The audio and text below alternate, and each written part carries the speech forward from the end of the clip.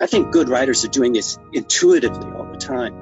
I think the wonderful thing would be if you could get a group of writers who were able to sponsor one another rather than compete with one another. Although I think healthy competition is fine.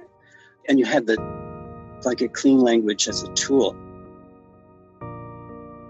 Welcome to Infinite Conversations. My name is Marco V. Morelli, your host, and my guest in this episode is the author and group facilitator, John Davis. We're talking about a practice he's been working with in small groups called clean language, which we discuss in terms of John's personal history as a gay man and activist, as well as its applicability in the world of writing and the arts, especially for groups of collaborative-minded artists.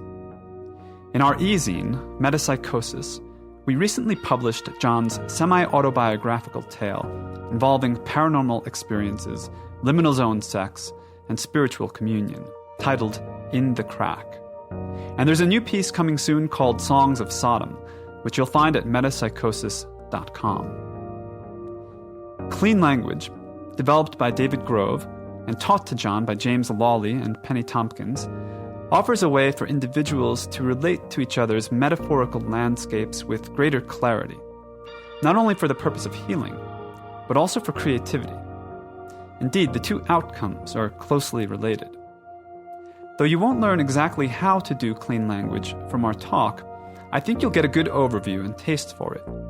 We even start a session spontaneously in the middle of the dialogue, exploring one of my own dark metaphors. If you'd like to learn more, you can get in touch with John through infiniteconversations.com, our forum, where you can also join the conversation. That's all for an intro. I hope you enjoyed the talk.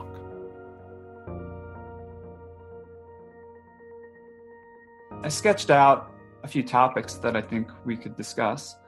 Okay. In particular, relating to the story that we published, In the Crack. And I thought we could start there, but then bring it to other areas of interest. One I thought that would be interesting to discuss would be your work with clean language, which you introduced me to when we met up in the village, 2 months ago. Yeah. And I thought we could talk a little bit about that, and you could share, what it is and how it works and how you use it. I was just thinking about another way of using it for a writing session. Really be useful if I were writing. This writing session would be like what? Or if I were working with another person, I would really like to ask, especially among writers like ourselves, when you're writing at your best, that's like what? That's just a clean question that would, I think, get people into analogy, metaphor, all that stuff that makes good writing really good. So that's something I just want to put out there, because this is there are many different audiences that have used clean language. It's usually for coaching and educators and therapists and some business people. I'm really interested in finding writers and creative people, doing what we're doing on the journal and seeing how we could use clean language as a tool to move forward our agendas. But to move forward our agendas, we have to sort of know what each other's agendas are. And I think that's what I see so compelling about the conversations that I've been seeing recently, sort of as an observer, as you guys get together and talk about what it is, you're working on. And everyone has a really interesting take on things. And I think it's just clean language is just a way of giving it a size and a shape, and something that other people what is implied can be made explicit. And then other people can say, oh yeah, that's her metaphor, or that's his metaphor. It's not my metaphor, but I can deal with that. So that's sort of my take on clean language. I thought it would be just an interesting idea to introduce, or in practice to introduce into the kinds of conversations that we've been trying to have anyway, which we're doing more or less spontaneously and more or less without that much forethought as to exact structure and topics that we're even we're going to cover. We may have a general theme when we do a conversation like the one we did last week on chaos, crisis, and creativity, but we didn't actually have a real discursive intention. I think other than just to open up a space where people could show up as maybe their deeper selves, their truer selves. I mean, however we want to really frame that, but something not normal, not the usual, you go kind of back and forth of small talk and, just kind of avoiding like the fact of our presence with each other and the fact of the moment that is arising like simultaneously for us all, not just in the space, but kind of in the bigger picture as well. So I don't think I really understand clean language that well. I think it's probably really simple on one level.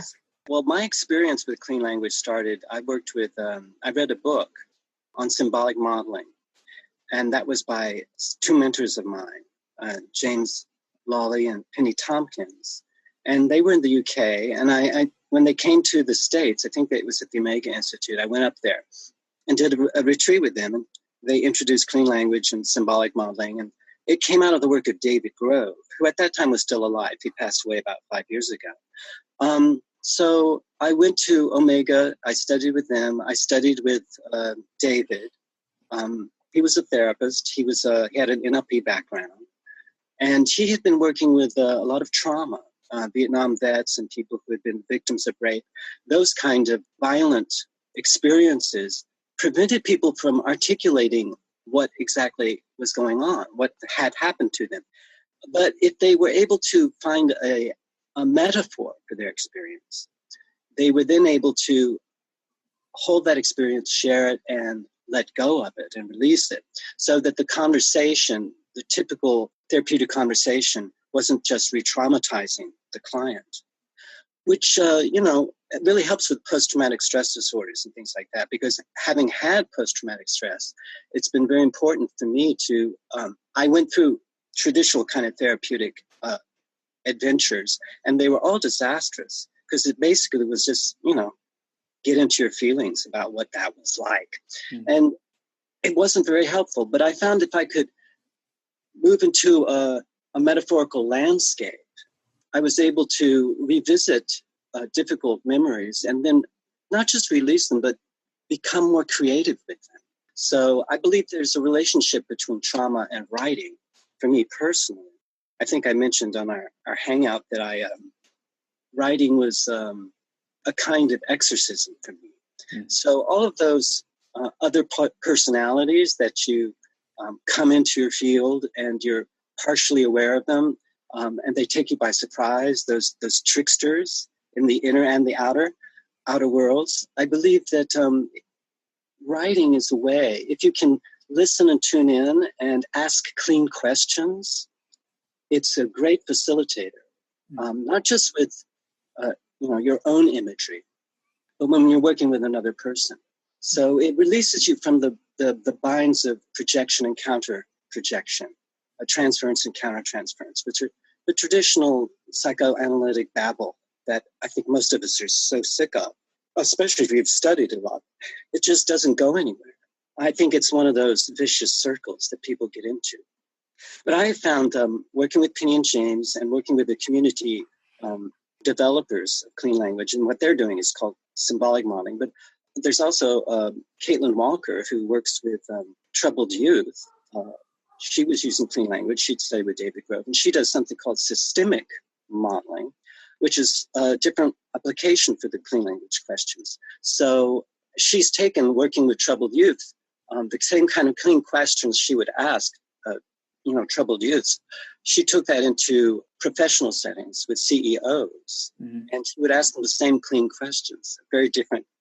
These are well-resourced people. Mm-hmm. And you would ask the same kind of questions.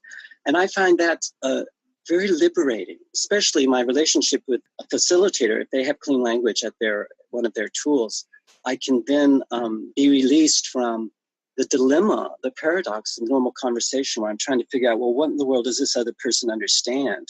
What's their background like? How can I put into a communication something that's going to make sense to them? So I'm constantly, in our conversations, we have a sort of someone said a conversation is an argument with a missing premise. So we both have our conclusions. We just are looking for that missing premise. But the nice thing about clean language is it makes that missing premise much more explicit and available, so that you don't end up just talking past one. Mm-hmm. So you began working with clean language to work on yourself, or to work with trauma that arose in your own life. And with the trauma of others. I mean, I had worked at the Gay Men's Health Crisis in New York. This is in the 90s. And I'd also I taught at self-help support groups, and I facilitated all kinds of meetings. And I was an advocate on behalf of people with AIDS. So I was working with an extremely marginalized and persecuted group, certainly in the 80s and the 90s. So it was a collective trauma to be stigmatized. We had already experienced the stigmatization. I mean, I come from the 50s. I was born in the 50s in Mobile, Alabama. My formative years were in Tuscaloosa, Alabama, which is where actually the civil rights movement really started. When I was very young. But that's the kind of environment I was in. It was very, shall we say, it was very hostile towards difference. And it was really very racist, very Ku Klux Klanish, violent. And of course, I didn't know all that then, but I was picking up, like children do, like a sponge. I was picking up the psychic energies of the adults around me, and the teachers, and the people who were taking care of me, and their schisms and their confusions. They passed on. So as a gay person coming from that environment, as I got into my teens, I found a good peer group. I also set the intention very early, when I was about 5 years old, that I had to get out of the South and I had to get to New York. Because I was watching the Johnny Carson show. Do you remember Johnny Carson? I do, actually, yeah. And his sidekick, Ed McMahon, yeah. Yeah, it was a late night show, and it used to be, before it moved to LA, it was in Manhattan. So you saw the Manhattan background as the people were chatting. And I remember there was the New Year's Eve where they watched the ball drop in Times Square. And I was staying up late that night. It was like New Year's Eve. And I remember I was in my pajamas. And I was maybe about 5 years old. And I saw that, watching the ball drop and everyone partying. And I said, I got to get to New York. So I made that decision. What I was going to do there, I didn't know and didn't care. I just had to get to New York. And so in my 20s, I was able to act upon that desire. And I did come to New York in the mid-70s, with queer punk was just kicking off. And it was in the East Villages, a very exciting time to be alive, let me tell you. But then the AIDS epidemic hit in the early 80s. And then all of a sudden, many, many of my friends were just dropping dead. I mean, perfectly, 20-year-olds, perfectly healthy. They got sick, and 3 months later, they were dead. This is unheard of, this kind of, except like in a war zone. So that was and that was in the 80s. In the early 90s, then we shaped all these organizations. It's a very grassroots kind of movement. We weren't endorsed by the Republicans or the Democrats. There was no party out there that was assisting us in any way. I think that we were exploited a great deal, and we were promised a great deal, and they didn't come through. But there was a lot of advocacy and a lot of political activity. Marching with Susan Sarandon, I did that. So she was you saw her coming into her, I think her maturity, because I think in the AIDS epidemic, it struck a nerve with her. That's a lot of sensitive people, a lot of performers. So I'm just giving a background of where I was coming from. As I started to my community work and having to create some sort of self-organizing system that could support people during this crisis. And there were lots of unknowns. There was a lot of medical model stuff that really made no sense to me. And I believe there was a lot of political bullshit. And I was also getting all these visions, these visionary episodes. And as I worked with people, I was trained in hypnosis and NLP. That came out of my work doing body work. I would work with Reiki and energetic, subtle work with people. And they would often go into altered states of consciousness, go into deep trance states. They would themselves report visionary experiences.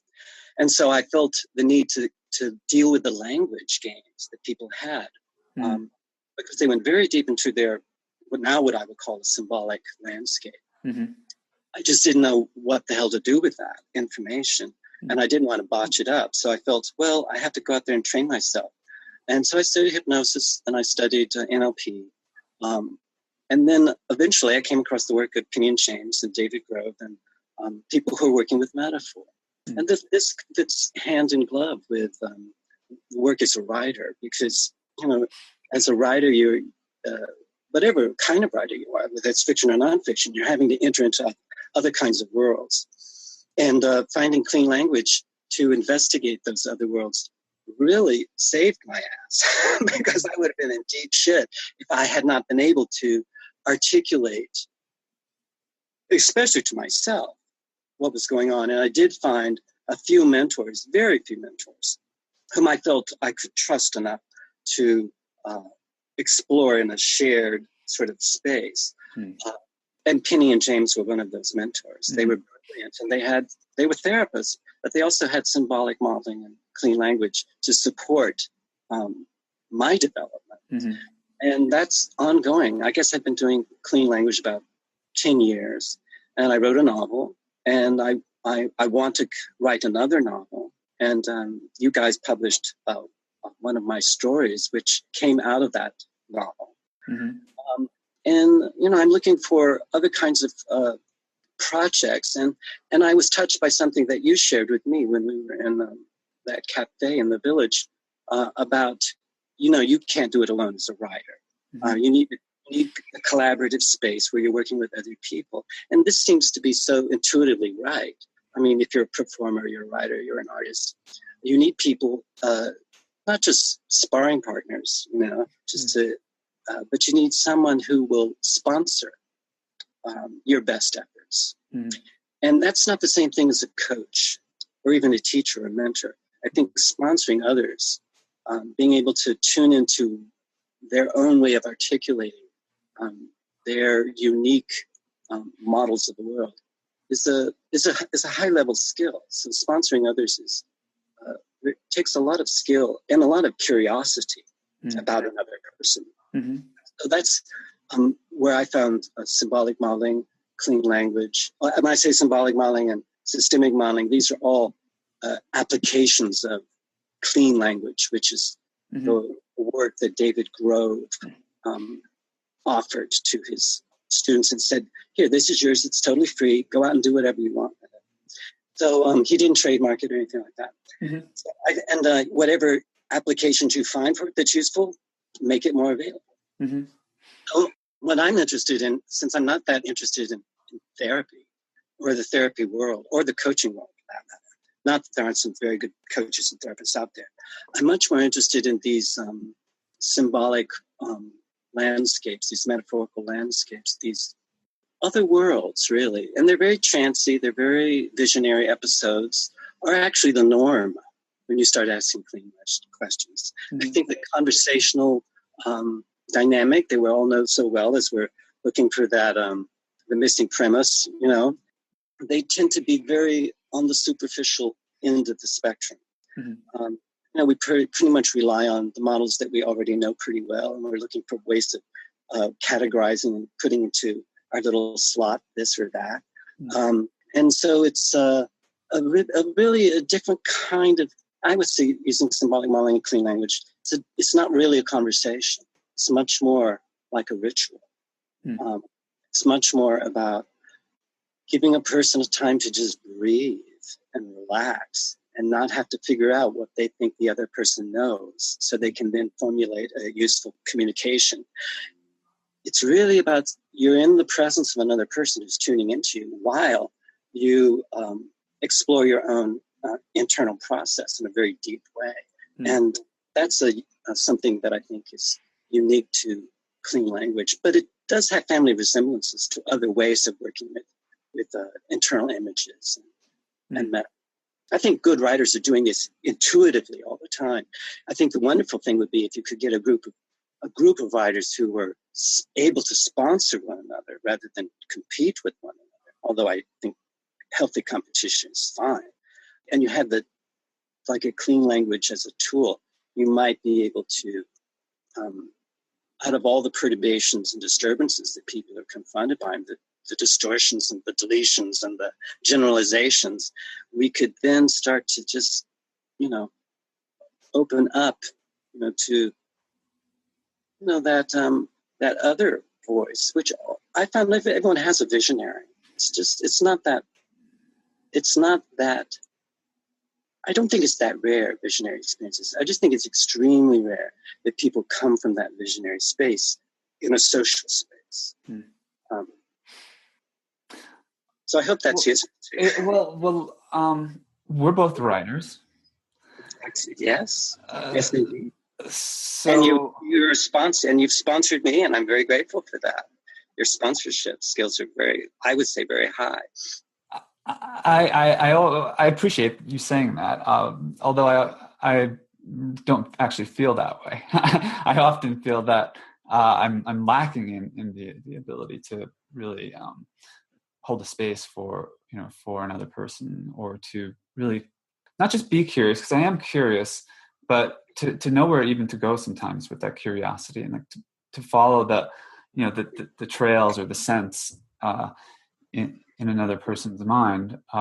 We're like forests. We're like dark forests, I think, to each other. How dark? How dark? Oh, very dark. And then what happens? Well, and then we go wandering and we get lost. Oh. and we, I think, navigate, each other's landscapes in a way. And dark, and when lost, and when get lost, what happens right before you get lost? I think that there's I see that we're doing this now. In a very conversational way. Yeah. Well, I think there's a bodily feeling, right? There's a sense of tension, a contraction. And I don't know if that's, that may be correlative or causative, or maybe it doesn't make a difference. But there is I say it's self-concern. There's a feeling of, should I be here? Will I find my way back, to safety? Am I naked? Like, there's all kinds of very, elusive feelings that kind of swirl. And the swirl, and am I naked? And can I get myself back? And the tension. When that tension, that contraction, whereabouts is that tension, that contraction? I would say it's down the front of the body. And whereabouts in the front of the body? The heart area, down to the gut, to the groin. The heart area, the gut, and the groin. And when in the heart area, in the gut, in the groin, what would you like to have happen? I can tell you, I think, what I feel can happen, and what does happen sometimes when that resistance or that nervousness or that contraction relaxes a little bit. And that's that there's a much more expansive present experience. And there ceases to be, I think, as much of a sense of separation between the self that's lost in the forest of someone else's mind or soul and the forest itself, or that other soul itself. There's more of an intermingling, I think, of experiences and of voices, and of feeling. So to speaking about clean language and your experience learning it, I asked you if it was for personal reasons, and you described the AIDS crisis of the 80s and 90s, and the other traumas that you were working with. You were, working with people, and you had your own path through that time. But I got the impression that it was part almost just a collective response through your individuality to try to heal some of those traumas and to try to like enter into your experiences. Right. And it comes through in the story as well. I mean, it sets such a context for the story, because your story in The Crack begins with this visionary experience, this state of being in extremis and seeing gods and being palpated by strange hands and being called to the night. The name of the night is uttered, is given to you, and is given by these other beings that you're in communion with. And then your story becomes a story of what happens in the night and entering into the night. And there are a number of interesting things about it. And I think that your personal history like illuminates some of those. For example, you're growing up in the South and you're making an escape to the North. Echoes, the Underground Railroad, or the promise that the urban North represented to slaves who had to make a similar escape that you did. Of course the contexts are completely different, but there's some echo there, and there's some parallel there. And part of what your story is about, I think, is about you like on these multiple planes, the visionary plane and then the physical plane, kind of coming, I guess, entering into a union or not entering into a union. I'm not. Maybe you can help me understand that a little bit better, because there's a loneliness that that laces the whole piece. I mean, that there's a suffering and a loneliness there, and there's a yearning for union. There's a yearning for marriage, for the love relationship between two people that is more complete, perhaps, than the more the casual encounters that you describe as well. But they're not completely separate. That they're in this sort of polarity, and they're in this relationship with each other and within you. So I guess reading your story was kind of like walking in this dark forest, right? It's like entering into the night of your own soul, your own experience, your own states, and now we've just entered into this process spontaneously between ourselves of inquiring into each other and practicing clean language. And I feel I don't know what I'm doing exactly. I'm just sort of going with what wants to speak through me, and hopefully responding to you and resonating with you. But I don't know. Sometimes it's if you're walking in a dark forest, or feels that way, you bump into a tree or you trip over a fallen log or something like that. And so that I feel like that happens to me oftentimes. And it's perhaps not just an occupational hazard, but perhaps it's also something that one can learn to avoid, and thereby make it deeper into that forest and find more of a communion with the landscape, of ourselves. Mm-hmm.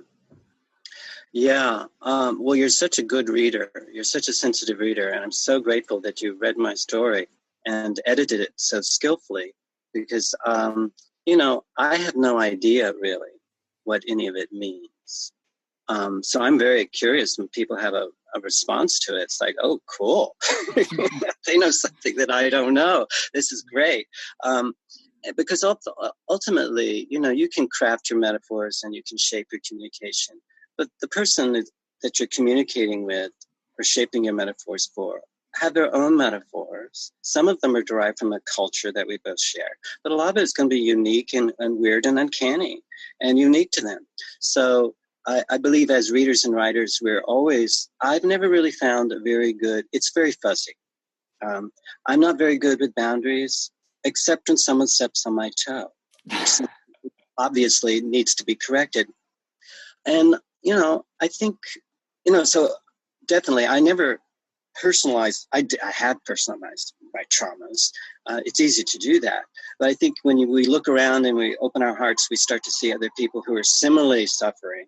We can then create bonds that are not necessarily going to trap us in our suffering, but hopefully move to some sort of liberation. I'm definitely a utopian.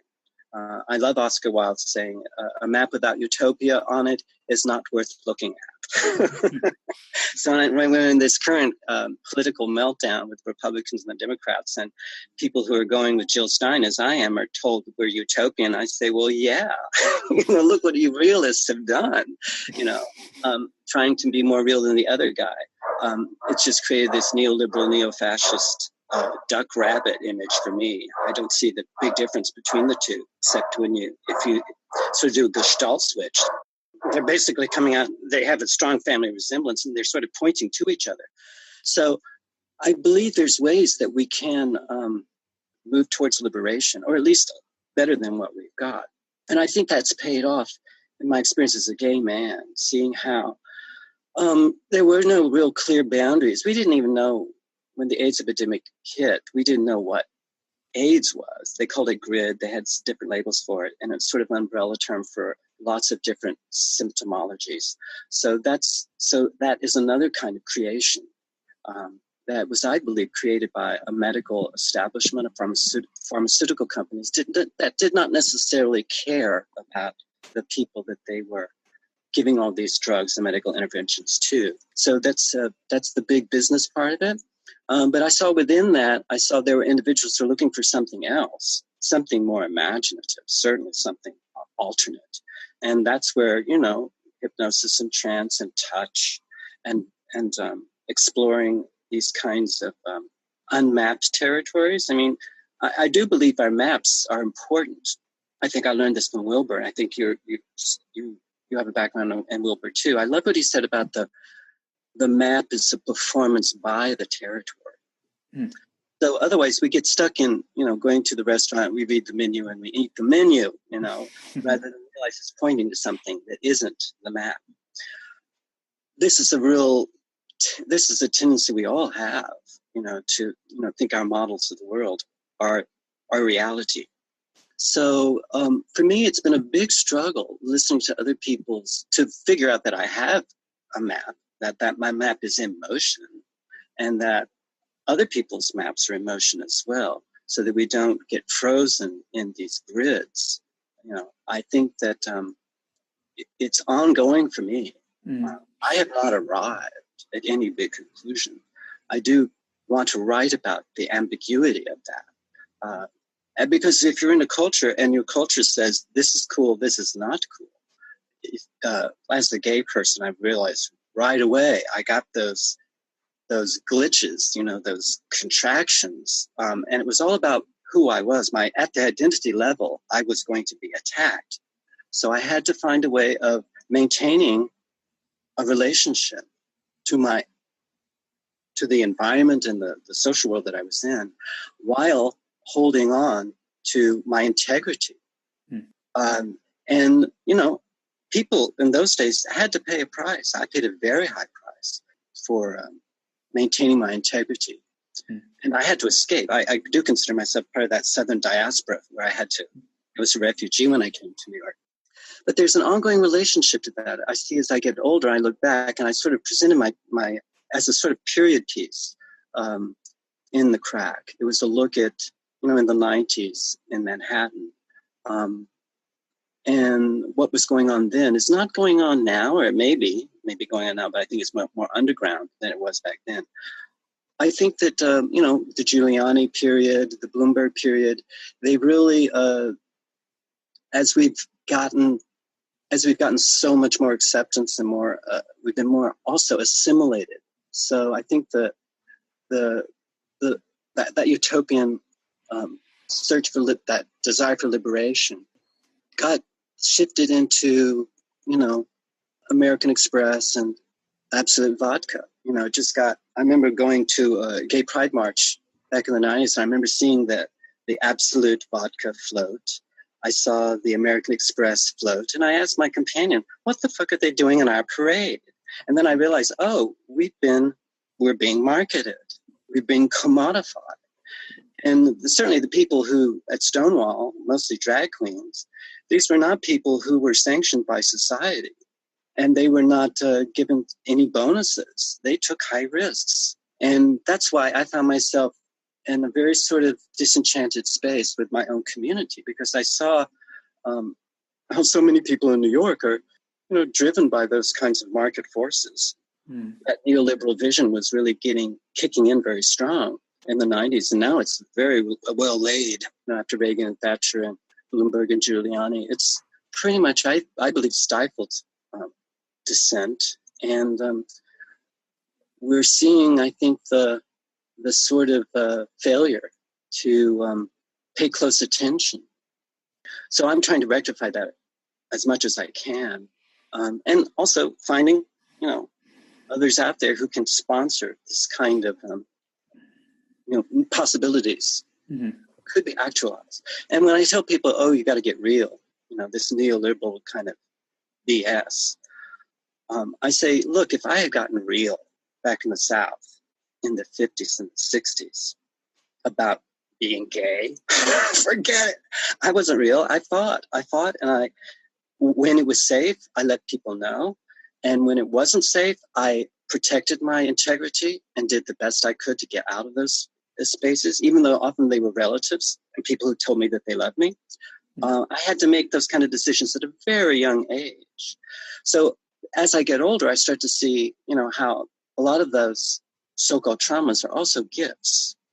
And that's why I believe writers should not, we want to go into those dark forests. We want to go into those contractions, not for any kind of masochistic, increase in misery, but how do we liberate ourselves and one another if we don't even explore that at all?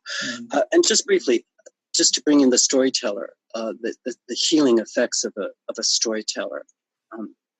I did not discover all this about my experience in the South from my own experience directly, but through I think it was in my early 40s. I read James Baldwin. I'd read some of his stuff when I was much younger, and it moved me very much. But like Giovanni's Room, which is a beautiful love story between two white guys, actually. There are no black people in that novel. So when I read it, I was just, oh, this is great. And I was shocked to find out that James Baldwin was black. His career would be over if he wrote this novel. His career, it became an international bestseller. So don't listen to the realists, But when I read one of his novels, and it was his characters. They were black characters. They were taking a trip down south to be part of the civil rights movement, to be part of a march, and they were moving towards Tuscaloosa, Alabama. And one character has to get out and take a pee. And it was in a dark forest on a dark road. And these 3 black men, I think 4 black men, are in this car trying to get to this meeting place at this church where this march is going to happen. And they're terrified because, they're open prey. You start to, and then what moved me the most was when the event takes place in Tuscaloosa, Alabama.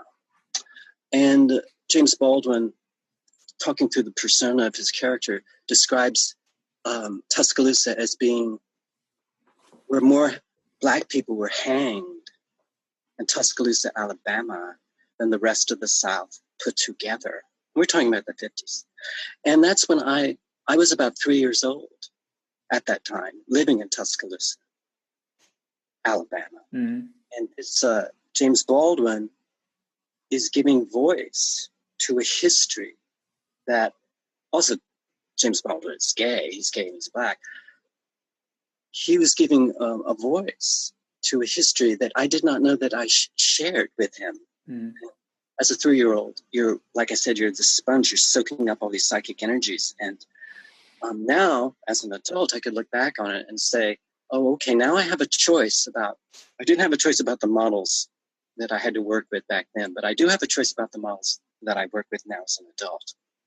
And James Baldwin is a very good role model for me to have. And his gone to his reward, but I'm still here. And he, I believe, planted some seeds. And I actually think those seeds have been harvested in many ways. Mm-hmm. So it's amazing to me. If it weren't for good writers, if it weren't for writers who took risks and had a vision and put it out there and found a way of articulating it and communicating it, then I would not be functioning at all. I was able to go to the library. I was able to find the right books for me. I was able to enter into those other worlds. And I would say, there's got to be something better than this. There is something better than this. So that, I believe, is so important when we write, that we think about that and don't get caught up in the glamour of depression or romanticism or all that. But know that there's some wounded person out there who's in dire straits, who may be reading your book, and you don't want them to be thrown into a postmodern depression or glamorizing some suffering. But you want to okay, we're going to touch that. We're going to touch all of it. We don't need to get stuck in any of it. So I think we do need to touch it. In our minds, we have minds that can touch, non-kinesthetic.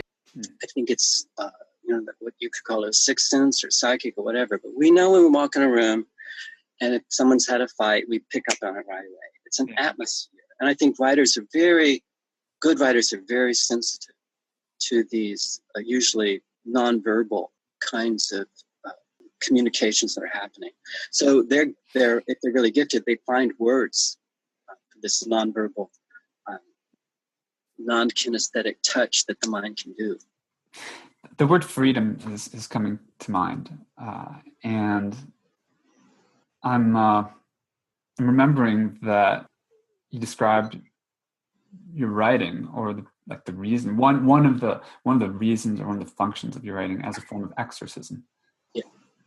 And now relating your experiences growing up in the South, and not only the experiences that you witnessed, but just the experiences that happened around you or prior to you or in the space that you absorbed psychically, like a sponge, you say.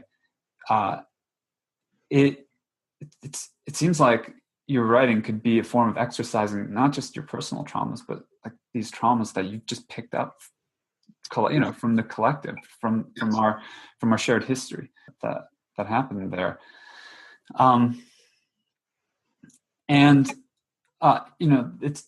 I think it shows in your story. Like your story, one way to read it perhaps is as a form of exorcism. And it's interesting that, the fact that you as a writer, it means something to you, or it does something for you, right? To write a story like this, and it comes out in the way it does, because when it achieves a final form, it somehow clicks into place and kind of accomplishes, that release, that freedom, that freedom, that transition into freedom, and that release into freedom. But then the fact that it can have a reader, and that the reader can enter into that dark forest, and in a sense, if that's a map perhaps of that dark forest, if that's sort of leading, it's both a map and it's the forest itself. It's the forest performing its map. That's right.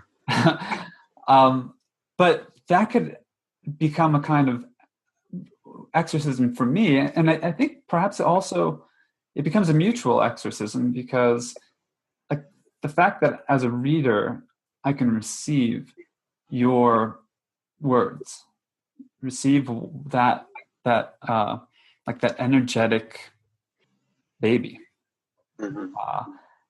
and have a space for it within myself.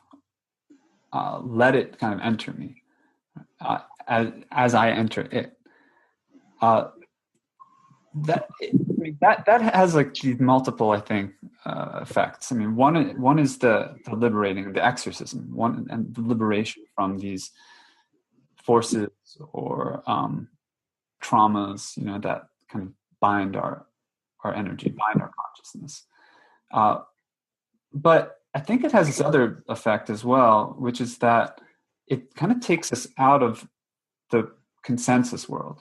It takes us out of the matrix world, that grid world, or that world of in particular, capitalist exploitation, and the management of our attention, the management of our life energy to serve the needs of making a profit and exploiting the earth, exploiting each other. I think that what can happen with literature, with reading and writing, and not just as literature, not just as a kind of intellectual like enterprise where, it's more of a game of how much you can know and, how many references you can make and what kinds of awards or, what kind of career you could have doing that, but where it involves this contact that you're talking about, like this contact between minds, the contact of minds with each other.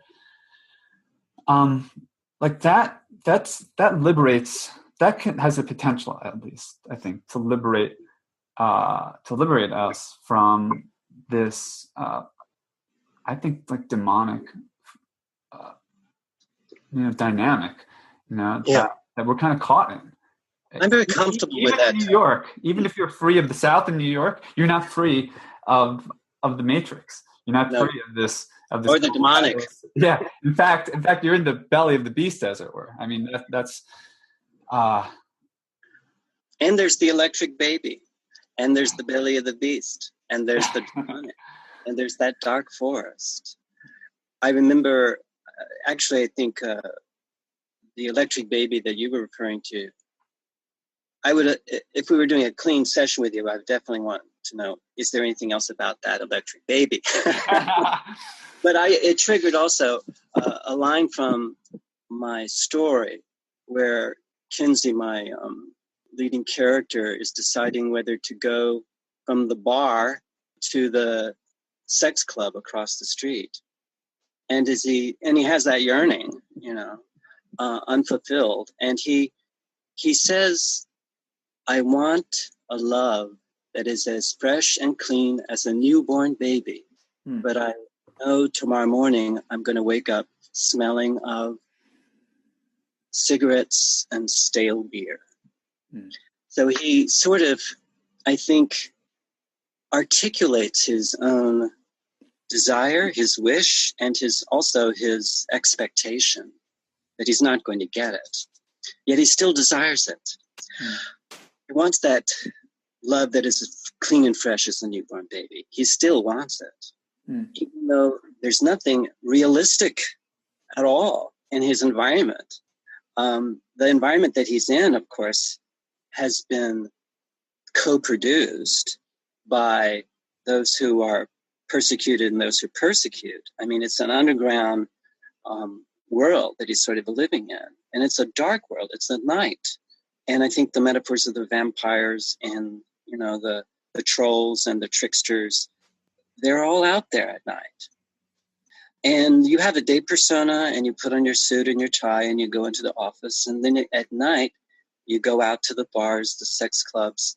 But there's no, like, getting married back in those days was definitely not an option, a legal option, or really any option at all. So I'm just saying, but that yearning, I think, has been activated in so many gay people over so many generations that we now have seen the culture shift. So that in New York, at least, you can get legally married if you want to. Now that I can get legally married, it's cool. I love not having to deal with the stigma. I don't know that I care about getting married to anybody. Not sort of on my agenda right now, but it would have been very helpful in my 20s, my teens or my 20s, if I'd had that option. Who knows? It would have been a different social experience for sure. So I'm just trying to say that, our culture shifts through these kind of cultural exchanges, our reading, our writing, our listening to music, and our hanging out with people who are working with this stuff, and the philosophers. And I think the culture shifts, and when the culture shifts, the politics moves as well. So then the legalistic mind starts to come in and starts to look at justifications for changing laws that because the laws are going to change if the people you're expecting to obey the laws have changed. So I think we're in those transitions, gigantic transitions going on. And I think that's where we're seeing regressive tendencies. And these, I don't know how it's going to turn out. I'm just saying, if you don't have a vision, people perish without a vision, as they say in Isaiah. I'm very Southern Baptist in a way. I come out of that sort of evangelical kind of cadences that I hear a lot in my head. And I read the Bible when I was very young. And I also read Shakespeare when I was very young. So those rhythms are very much a part of what happens to me when I write. So I like those long Faulknerian kind of sentences that seem to go nowhere. Mm-hmm. But that just seems to me a part of the energy of finding the surprise that's just waiting right around the corner. Mm-hmm. You don't know which corner the surprise is going to come from, but it's if you keep writing long enough, it's going to happen. So I just hope that I hope that I can continue to be hopeful. That electric baby needs to be taken care of, and I think that there's a lot of dynamism and energy that can be released when we open ourselves up to that potential. Or we could just shut down on it and get on the gravy train or whatever, make as much money as we can, fuck as many people over as we can, because that's the name of the game, and the winner takes all. Those kinds of neoliberal cliches, but it's really happening in New York. I mean, it's very hard to protect that electric baby. And it can become a very soulless place very quickly. And, I see a lot of what I would call zombies walking around. And I find that, I have to be aware that, I don't have very good boundaries. So people's faces and their affects and they transmit something to me that's very visceral. And writing for me is that way of exercising that. Mm-hmm. I can also see that spark of intelligence and that gesture of that bravura gesture. Sometimes it comes from a drunk or a drag queen or someone in the gutter. But that's, to me, very compelling about living in the city. So, I hope to be sort of a witness and a celebrator of those kinds of gestures that I see. Which I think that's why I don't hang out in the suburbs or go off into a log cabin somewhere in the woods, because I don't think the electric baby is going to be necessarily cultivated or protected in those already pretty safe environments. I hope that makes some sense. Yeah. Well, the baby, you're feeding the baby, and the baby is almost in a way. I mean, it's like an engine of exorcism. It's right. This. So even in its embryonic state or in its fetal state, as it's developing, it's taking in the energies around it and transmuting those energies, and transmuting them into what I think is a good question. And we need more than one metaphor for sure. I mean, electric baby is great, and you need a whole network of other complementary kind of energies and metaphors. So it's so I think you can get stuck. There's every metaphor conceals and reveals. So we do need to release metaphors when they're holding us up. Or an archetype for me is the same thing as a metaphor. So, but I think this kind of thinking, which I would call mythic magical. When we studied Gebser's material, I found that so compelling that the deficient rational, which is dominant now, really ignores and shoots the messenger if it's a magical or mystical or mythical messenger. Or it exploits the side of it that it can commodify and then do its own thing on Wall Street. So I just see these this sort of opportunities of exploring the mythical and the magical and the rational without falling into the downside of any of those stages is I believe what Gebser was. He's offering a map for that possibility of integration, the integral, the aperspectival, whatever you want to call it. So I believe all of us who are working with that material and who are working in the journal sort of have a sense of that unrealized possibility, maybe glimpses of it. Maybe it gets more and more embodied in our best moments, and our best kinds of communication. So, that I think Bonnie called it that latent thing happening. I don't remember exactly her language, but it hasn't happened yet on a large scale. But I believe that, when I was raised in the South, it was segregated, and there were no gay people. There were homos. They hung out at the bus stop, and you were licensed to kill them, But now we have gay people, queer people, LGBT, and we're having different kinds of conversations that were even remotely possible back then. But I'm just saying there's a relationship between keeping yourself open to that possibility, even though shutting down is much more comfortable. And certain social environments is definitely much easier to shut down on it. And we all have to do that. We all have to figure out, well, is it safe? Is it worth taking the risk? I'll go ahead and find out. We need those safe to fail experiments in parallel.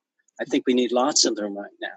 And I believe our journal is an opportunity to perform safe to fail experiments.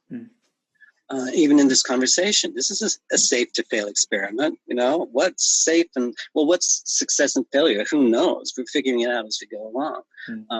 So those are the kind of things that I find very energized by in the journal. So I'm just wanting to be sponsored by the journal, and I want to sponsor the journal, so it becomes a safe to fail space, so that that visionary, which I believe is within all of us, that electric baby can be protected, because we need that very much right now, because we don't really have any good maps of the territory that we find ourselves in. But if you're a visionary, that's cool. That's great.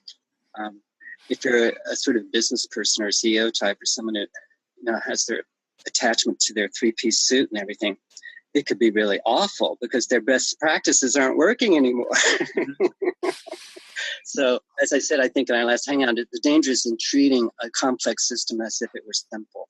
I think the Republicans and the Democrats are trying to use very simple, clear cause-effect relationships on a system that's way too complex for that. And I think we could slide very easily into chaos. So I believe we need a space like we're talking about creating for safe to fail experiments happening, so we can release these potentials, which, don't declare themselves with trumpets and, violins. They're not they're sometimes extremely subtle and peripheral. And did I hear that? Did I say that? Where does that come from? And you have to sort of, that little, you see the tail of the snake going off into the underbrush, and you have to grab that snake by the tail. You have to pull it out, grab it, and wrestle it, It's that kind of thing.